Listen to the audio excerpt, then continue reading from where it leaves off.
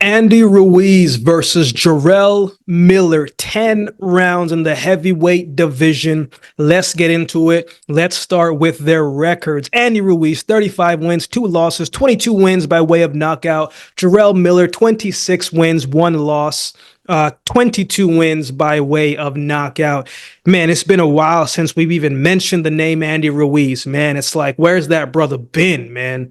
Last time that we saw the former heavyweight champ was back in 2022 when he fought Luis King Kong Ortiz, who was 42, 43 at that point, at that time of their fight. Who had slowed down significantly. And in that fight, man, King Kong slowed down significantly, absolutely, but he can still punch. He's a guy that left hand is still firing, the left hand is still popping. And the speed wasn't there anymore for King Kong Ortiz, and I don't think it has been for quite some years, And Ruiz dropped him in the second round, and if he wasn't smothering his work and trying to force the knockout, he probably would have gotten King Kong out of there in that second round. Ruiz has excellent hand speed. The hands are fast. He's a good counter puncher. Ruiz can fight, man, and he's a talented and skilled heavyweight, light on his feet. He made Ortiz pay every time Ortiz made a mistake or overcommitted or just took advantage of Ortiz's slowness, his slow reactive movements. But that's not to say that King Kong was not having his share of success. That left hand, when he let that left hand go, man, and he timed it beautifully, it got through. Ruiz did not come out of that fight unscratched, man. His eye was swelling up too. But ultimately, Ruiz was just a little quicker, a little sharper on the night. Those knockdowns he scored solidified the wins for him. But there were some lulls in that fight where Ortiz gained confidence and fought his way back into the fight. In the last round, Ortiz was fighting with more of a level of confidence and a little desperation. And because of that, he was letting his hands go and he was clipping Ruiz with shots to close out the fight, but a little too late. If he came with that confidence a little bit earlier, who's to say? Maybe things would have changed and went a little bit differently for him. Before that, we saw Andy Ruiz fight Chris Arreola, who at the time, was 39, 40 years old, who was coming off of a loss as well. Arreola took the fight to Andy Ruiz. I don't know if Ruiz maybe overlooked him a little bit, but it didn't look too good early, man. Arreola dropped him in that second round with the right hand and then almost dropped him for a second time in that same round. Ruiz got caught with his hand down, and Arreola made him pay for it. It was the same thing that happened in the third round, that same similar shot. To Ruiz's credit, it seemed like he was a little bit more locked in and focused once he got dropped and then once he got hurt again. And he boxed his way to the victory and making sure that he was disciplined and fighting on the outside. He stopped coming forward recklessly and used Arreola's mistakes against him. I think Ruiz is a better counter puncher than he is more of the aggressive front foot fighter type of style. He's not a brawler. And when he gets in trouble and he's forced to fight, that's when I think he doesn't focus on defense as much and his hands start to drop and he gets himself in trouble a little bit. Now, Jarrell Miller, who's been the more active fighter, is coming off of suffering his first loss when he fought Daniel Dubois, where he got stopped in the last round with 8 seconds to go. But from an activity standpoint, and we know this does play a factor, Jarrell Miller has been more of the active fighter in the recent years, but I don't think he is the most disciplined fighter either. I also don't think Andy Ruiz is the most disciplined fighter either. Ruiz, when he fought and beat AJ, he was 268 in weigh-in. And in the rematch, he was 20 pounds more, 285, 290. That's a massive jump, but he was still under 300 pounds. But the discipline factor played a part in that fight. Miller's last 7 fights, all of them were over 300 pounds. And I don't think that's a good look personally, especially when you're fighting guys who can move and who can hit you back, man. like most of those top heavyweights, that's just not the greatest game plan, at least for me, that I would think. I'm not in the ring. They see it differently. But as I said before, Miller, man, I don't think he's the most talented heavyweight nor the most skilled. But what he is a come forward fighter who is going to use his size to his advantage, because he's going to be on you 24/7. He's going to try to wear you down physically, mentally, and just break you down. Like, he's going to impose his physical pressure and physical strength on you to break you down. When you have someone marching at you, coming forward every single round, man, that's going to tire you out a little bit. Against Dubois, even though he lost the fight, man, he got punched on most of that night. He had some moments and he took those shots very well, right? But he just looked slow and he got tired. And his output just started to slow down past a certain point.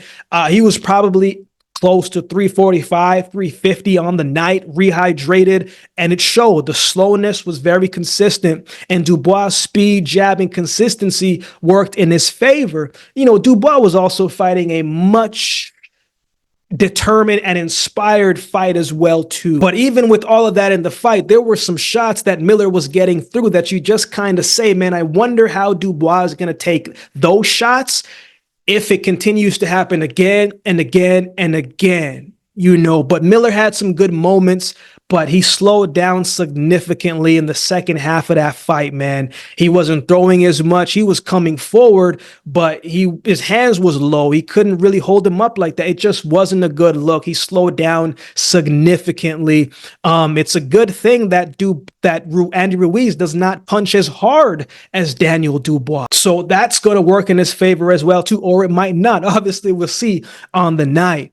But I will say, man, Miller has seemed to have been taking his training a lot more serious, made some adjustments, seems to be switching camps a little bit. Now he's training with Jaron Ennis Boost and his team, and he looks physically in better shape. He looks slimmer. He looks lighter.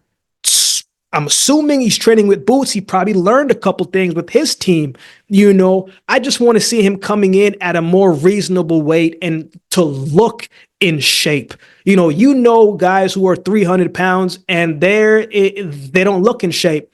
But then guys who are around that component and they look like they're in shape. I want to see him look like he is in shape. And I think so far from what I've seen, it looks like we're going to see a much more in shape version of Jarrell Miller. So who wins? Before I give my pick on this fight, I have something real quick to share. I'm always looking to bring more light, more value, more opportunities for the community. I've been working on a few different things in recent weeks to not just grow the channel, but as I said, to continue to provide as much value as I can to each of you in our community. With that being said, I got some exciting news to share. I'm happy to announce my partnership with BetStamp and signup Expert. It's a great opportunity for you to join some of the best sports books to get the best odds and new user offer.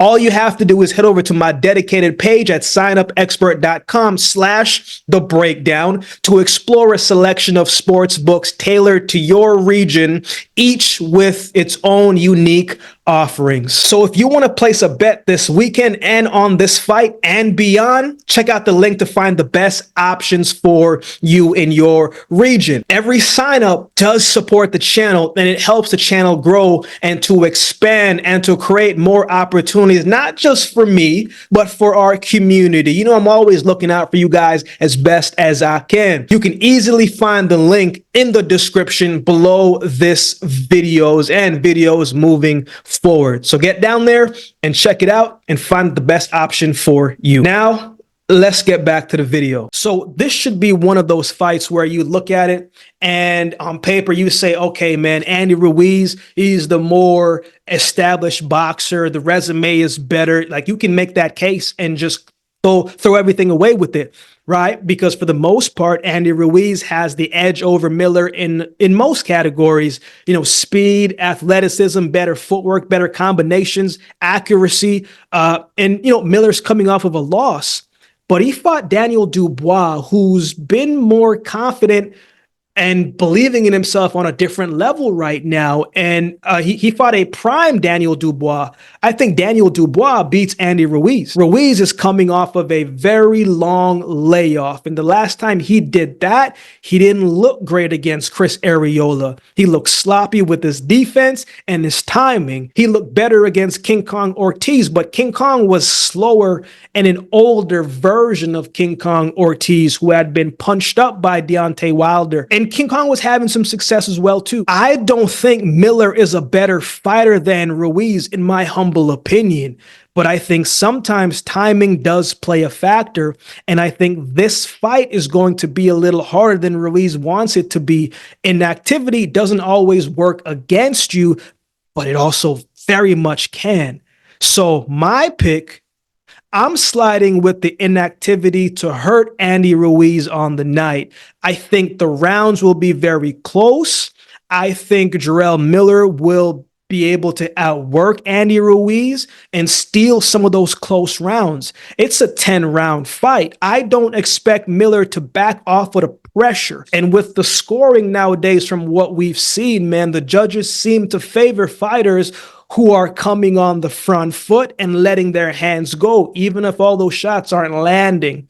You know, the judges seem to like that. So in this fight, even though I think Andy Ruiz is the more complete fighter, I think the inactivity is going to work against him in this fight. I like Jarrell Miller to win this fight by decision. So those are my thoughts. I would love to hear from you. How do you think this one goes? Who do you have winning? Let me know in the comment section below. I don't always get to do all the suggested videos you guys suggest in the comment section below, but if you become a member, those suggested videos rise to the top, and I will do my best to get those done for you that week. Or if you'd like to become a member just to show love and to support the channel, man, that would be greatly, greatly appreciated as well.